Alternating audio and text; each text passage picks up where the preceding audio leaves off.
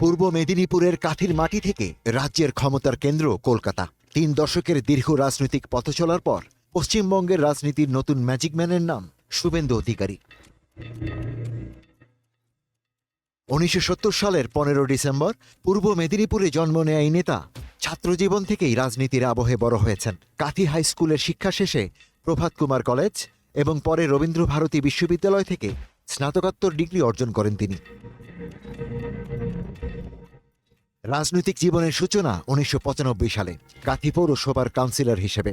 এরপর ধীরে ধীরে তৃণমূল কংগ্রেসের অন্যতম সংগঠক হিসেবে নিজেকে প্রতিষ্ঠিত করেন শুভেন্দু।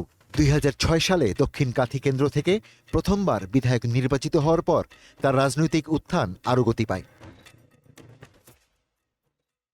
তবে রাজ্য রাজনীতির কেন্দ্রবিন্দুতে তিনি উঠে আসেন 2007 এবং 8 সালের ঐতিহাসিক নন্দীগ্রাম আন্দোলনের নেতৃত্ব দিয়ে। সেই আন্দোলনই তৎকালীন বাম সরকারের বিরুদ্ধে জনমত গড়ে তোলে। সেই থেকে মমতা বন্দ্যোপাধ্যায়ের অত্যন্ত ঘনিষ্ঠ সহযোদ্ধা হিসেবে পরিচিত পান শুভেন্দু অধিকারী।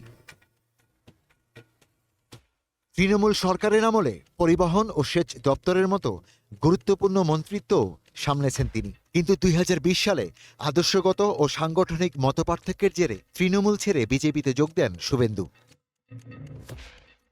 সাল 2021 বিধানসভা নির্বাচনে নন্দীগ্রামে সরাসরি মুখোমুখি হন মমতা বন্দ্যোপাধ্যায়। অত্যন্ত হাড্ডাহাড্ডি লড়াইয়ে মুখ্যমন্ত্রীকে পরাজিত করে তিনি জাতীয় রাজনীতিতেও আলোচনার কেন্দ্রে উঠে আসেন। সেই জয়ের পর জায়ান্ট কিলার তকমা পান শুভেন্দু। 2026 সালের বিধানসভা নির্বাচনে আরও বড় রাজনৈতিক ঝুঁকি নেন তিনি। নিজের শক্ত ঘাঁটি নন্দীগ্রামের পাশাপাশি ভবানীপুর থেকেও প্রতিদ্বন্দ্বিতা করেন শুভেন্দু। 2 কেন্দ্রেই জয় তুলে নেওয়ার পাশাপাশি বিজেপিও রাজ্যে ম্যাজিক ফিগার অতিক্রম করে সরকার গঠনের অবস্থানে পৌঁছে যায়। শুভেন্দুর রাজনৈতিক শক্তির আরেকটি বড় ভিত্তি তার পরিবার। মেদিনীপুরের প্রভাবশালী অধিকারী পরিবারের উত্তরাধিকার বহন করছেন তিনি। বাবা শিশির অধিকারী এবং 2 ভাই দিবেন্দু ও সোমেন্দু অধিকারী সকলেই বর্তমানে বিজেপির রাজনীতির সঙ্গে যুক্ত। রাজনৈতিক পর্যবেক্ষকদের মতে যখনই কেন্দ্র সরকার রাজ্য সরকারের নিয়ন্ত্রণ পায় তখনই জনপ্রত্যাশা পূরণে ব্যর্থতার খবর গণমাধ্যমের শিরোনাম হয়। শুভেন্দু অধিকারী কি পারবেন ডাবল ইঞ্জিন সরকারের ব্যর্থতার ইতিহাস গোছাতে? তা জানতে অপেক্ষা করতে হবে সবাইকে।